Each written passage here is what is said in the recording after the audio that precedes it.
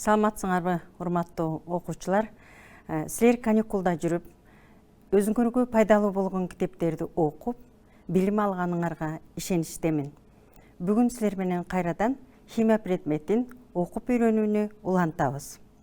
Окуу түндө алдыңдагы шамчырак, билим алсаң маңдай ачык жаркырап деген Баласагындын сөзү менен баштап сабакты баарыңардын билимдүү болушуңарды каалаймын. Андемесе химия предметин кайрадан окуп үйрөнүүнү улантабыз.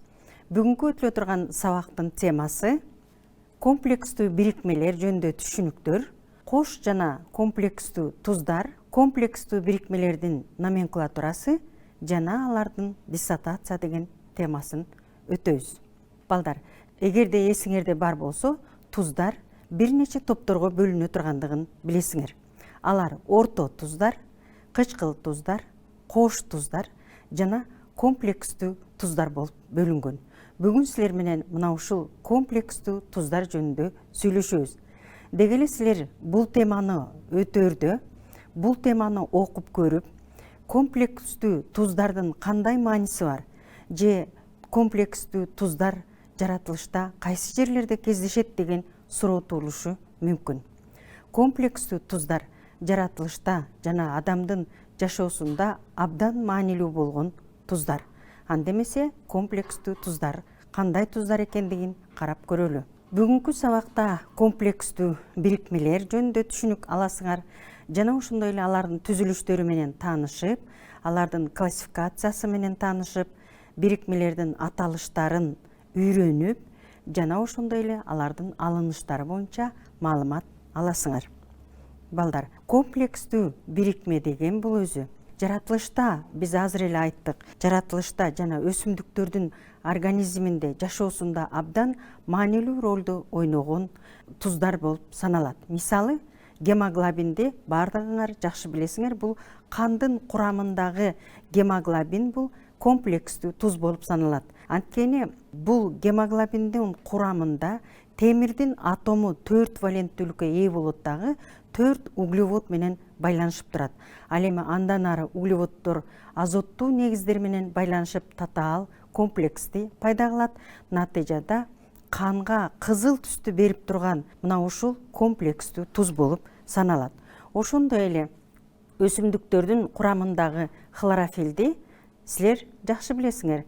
Хлорофилл өсүмдүктөргө жашыл түстү берип турат. Мына ушул жашыл түстү берип турган борбордук атомдо жайланышкан магнийдин атому башка 4 валенти менен азоттуу негиздер жана углеводдор менен байланышып комплекстүү туздарды пайда кылат. Балдар, гемоглобин адамдын организминдеги көмүр кычкыл газын дем алуу органдарына алып барып тазалап, кычкылтекке байытып, байыган кычкылтекти кан аркылуу бүтүн организмге жеткирип турат. Башкача айтканда, кандын бул транспорттук функциясын силер биология курсунан жакшы билесиңер. Демек, мына ушул өсүмдүктөрдөгү жана жаныбарлардагы өтө татаал түзүлүштөгү туздар булар комплекстүү туздар болуп саналат экен. Деги эле комплекстүү бирикме деген эмне? Бул латын сөзүнөн алынган комплекс деген түшүндүрөт, тутумдашуу дегенди түшүндүрөт. Башкача айтканда, латынча ко деген бирге же болбосо иретке салуу дегенди түшүндүрөт. Демек, бул комплекстин курамындагы бөлүкчөлөрдү, ал бөлүкчөлөр нейтралдуу молекулалар болушу мүмкүн, атомдор болушу мүмкүн, иондор болушу мүмкүн. Мына ушул бөлүкчөлөрдү иретке салып, молекулаларга биригүү процессин бул комплекстүү бирикме деп атайт экенбиз. Башкача айтканда, комплекстүү бирикменин курамында молекулалар бар, атомдор бар жана ошондой эле иондор бар экен. Мына ушуларды иретке салуу бул комплекстүү бирикме болуп саналат экен. Анда комплекстүү бирикменин курамын карап көрөлү. Комплекстүү бирикмелердин курамын окуп үйрөнүүдө эң биринчи силер көрүп турган калий 3, феррум, циан кислотасынын калдыгынан 6, анан чоң кашаага алынган. Бул комплекстүү бирикменин аты калийдин гексацианоферраты деп аталат, кызыл түстөгү туз болуп саналат. Анда түзүлүшүн карап көрөлү. Силер бул комплекстүү бирикменин курамын карасаңар, калийдин атомдору турат, темирдин атомдору жана кислота калдыгы турат. Мына ушул темирдин атому, 3 валенттүү темирдин атому бул комплекс пайда кылуучу деп аталат экен. Демек комплексти мына ушул темирдин атому пайда кылат экен. Эгерде металл өзү 3 валенттүү болсо, анда анын координациялык саны 6-га барабар болот.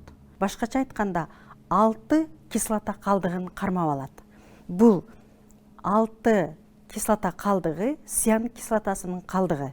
Демек элемент 3 валенттүү болсо, башкача айтканда комплекс пайда кылуучу 3 валенттүү болсо, анда координациялык сан 6-га барабар болот. Демек координациялык сан 6-га барабар болсо, демек темир 6 циан кислотасынын калдыгын кармайт экен. Мына ушул бирикме комплекс болуп саналат. Комплекс болуп саналат. Демек комплекс пайда кылуучу атом, координациялык сан жана кислота калдыктары бардыгы биригип лигандалар деп аталат экен. Башкача айтканда комплекстүү бирикме лигандалардан турат экен. Демек темирди жаздык курамындагы, кислота калдыгын жаздык, 6 циан кислотасынын калдыгы. Эми калийдин атомдорун жайгаштырабыз. Калийдин атомдору, демек 3 калийдин атому оң зарядталган атом, ал чөйрөнүн сырткы тарабына жайгашкандыктан бул комплекс пайда кылуучу атомду жана лигандаларды комплекстин ички чөйрөсү десек, ал эми калий жайланышкан чөйрөнү сырткы чөйрө деп атайбыз. Демек комплекстүү бирикме ички жана сырткы чөйрөдөн турат экен, жана ошондой эле лигандалардан турат экен. Демек комплекстүү бирикмелердин курамын карасаңар, эң борбордук бөлүгүндө комплекс пайда кылуучу атом жайгашкан. Дагы бир комплекстүү бирикменин түзүлүшүн карап көрөлү. Силер бул комплекстүү бирикменин түзүлүшүн карасаңар, сырткы чөйрөдө оң зарядталган иондор дагы жайланышат, кээде сырткы чөйрөдө терс зарядталган иондор дагы жайгашып калат. Анда эмесе кийинки мисалга көңүл бурсаңар. Мисалы дихлоро тетраамина жез деген комплекстүү бирикме. Бул бирикмеде борбордук атомдо же болбосо комплекс пайда кылуучу атом жез болот. Ал эквиваленттүү болгондуктан анын координациялык саны 4-кө барабар болот. Демек жез комплекс пайда кылуучу. Ал эми координациялык сан 4-кө барабар болот. Демек 4 аммиактын молекуласын кармап алат. 4 аммиактын молекуласын. Демек бул аммиактын молекулалары лигандалар деп аталат. Лиганда деп аталат. Ал эми анын сырткы бөлүгүндө хлордун 2 атому жайгашкан. Хлордун 2 атому бул сырткы чөйрө болуп саналат.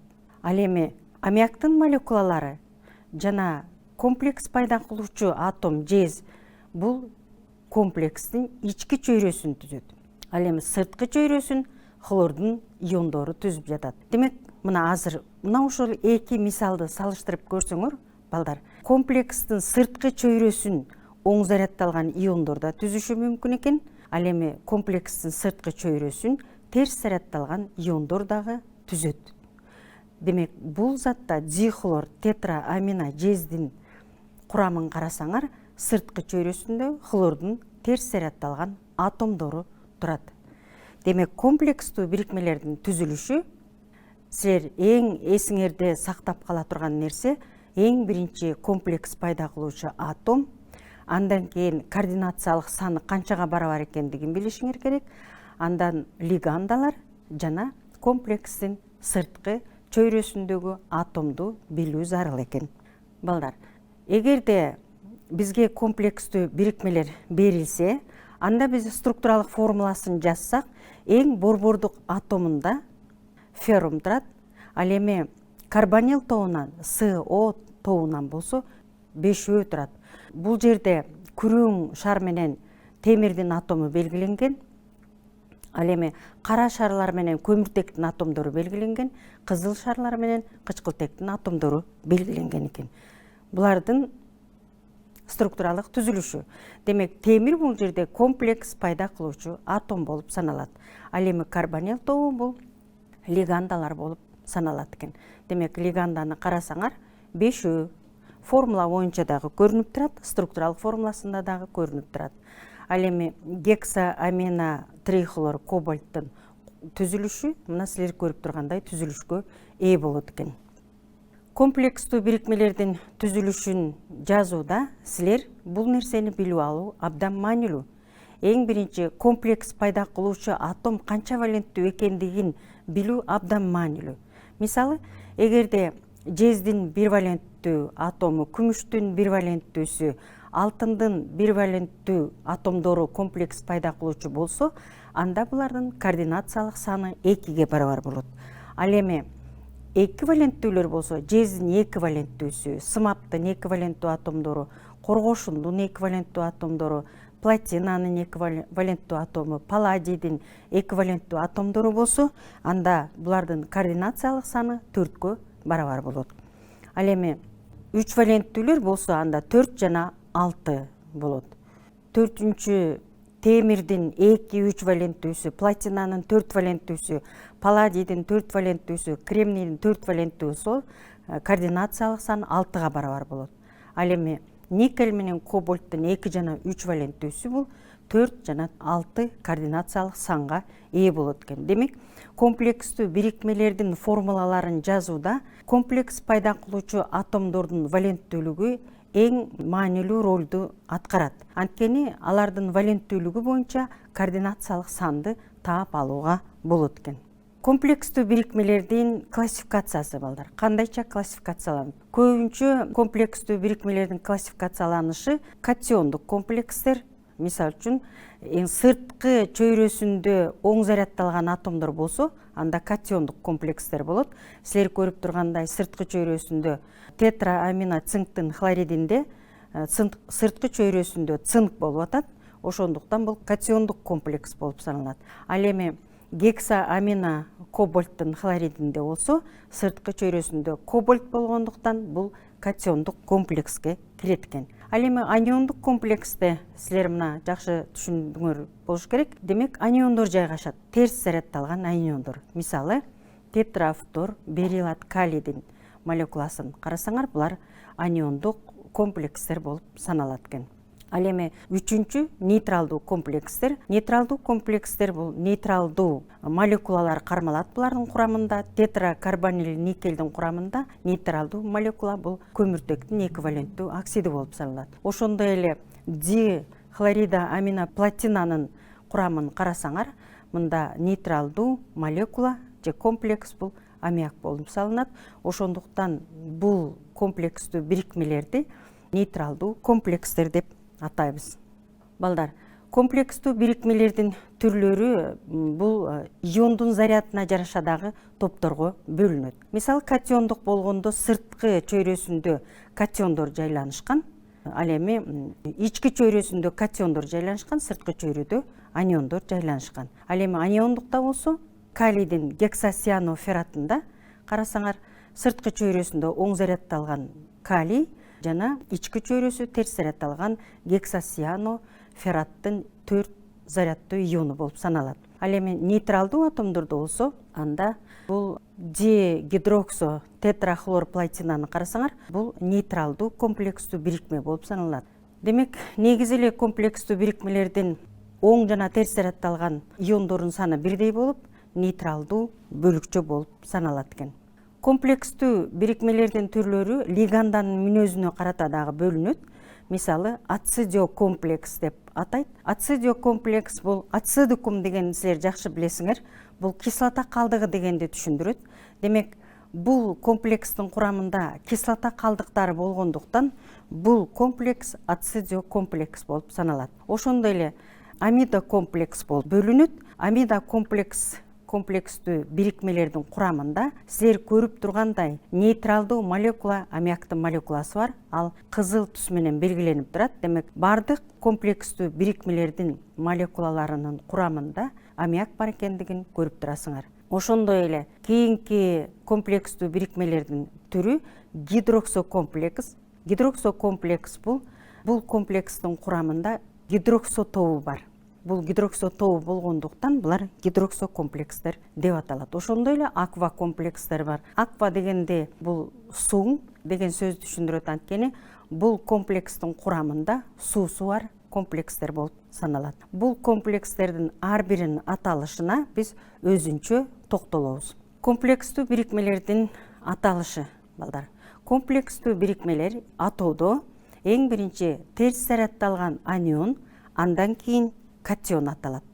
Терс заряддалган иондордун саны ди, три, тетра, пента, гекса деп сандардын грекче аталышы кошулуп айтылат. Мисалы, эгерде бөлүкчөлөрдөн экөө болсо ди деп айтылат, үчөө болсо три деп айтылат, төртөө болсо тетра деп айтылат, бешөө болсо пента, алтоо болсо гекса деп айтылат экен. Демек, бөлүкчөлөрдүн сандары грек тилинде айтылат экен. Андан кийин ички чөйрөдөгү лиганда аталып, анын латынча аталышына О кошулуп аталат. Гидроксо, хлоро, амина деп О деген тамга кошулуп айтылат экен. Мисалы, хлоро, сиано, тиоциано деп О тамгалары кошулуп айтылат экен. Андан кийин лиганданын мүнөзүнө карата амина, аква деп аталат.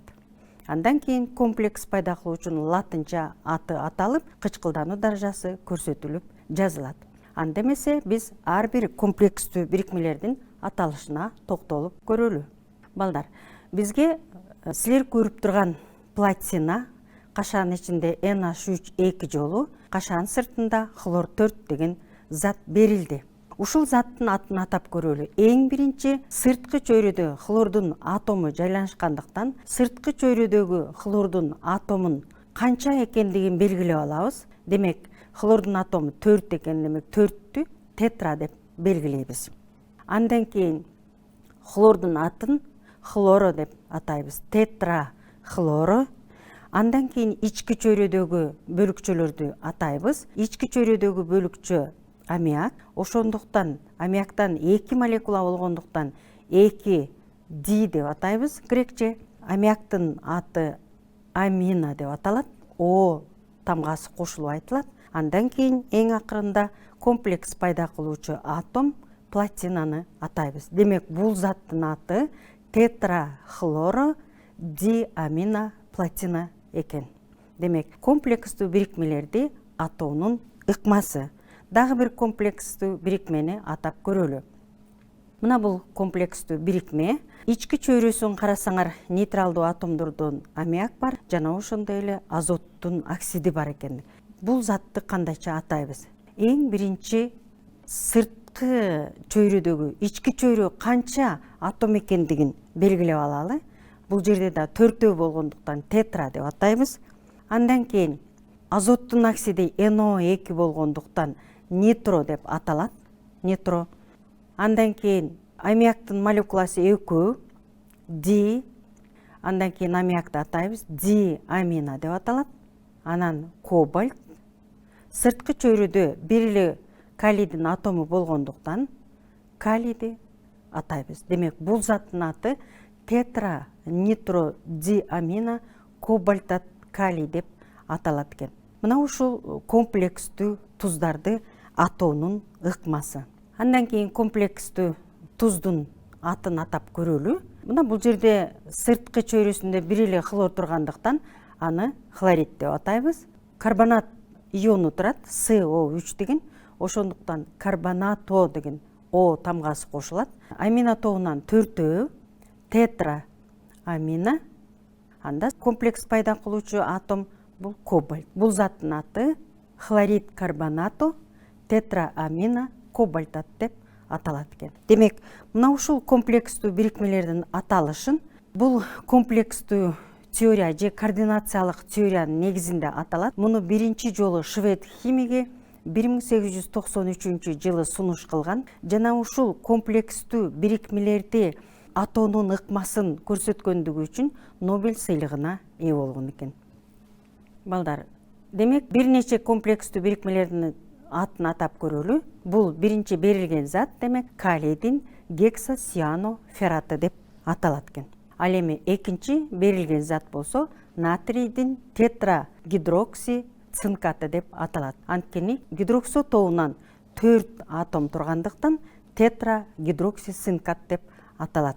Кийинки зат тетрахлору. Анткени хлордун атомдоруна көңүл бурсаңар, сырткы чөйрөдө 2 хлордун атому жана ички чөйрөдө 2 хлордун атому жайланышкан. Ошондуктан бул атомдорду тетрахлора, андан кийин амина тобу 4 болгондуктан тетраамина платина деп атайбыз. Кээде бул заттардын атын атоодо элементтердин валенттүүлүгү дагы кошулуп жазылат. Ал эми кийинки заттын аталышы дихлоро тетраамина кобальт деп аталат. Анткени сырткы чөйрөдө жайланышкан хлордун атому 2 хлордун атому аммиактын молекуласы 4 болгондуктан тетраамина кобальт. Комплекс пайда кылуучу элемент бул кобальт болуп саналат. Мына балдар, комплекстүү бирикмелердин аталышын силер так ушул ыкма менен атап үйрөнүп алсаңар болот.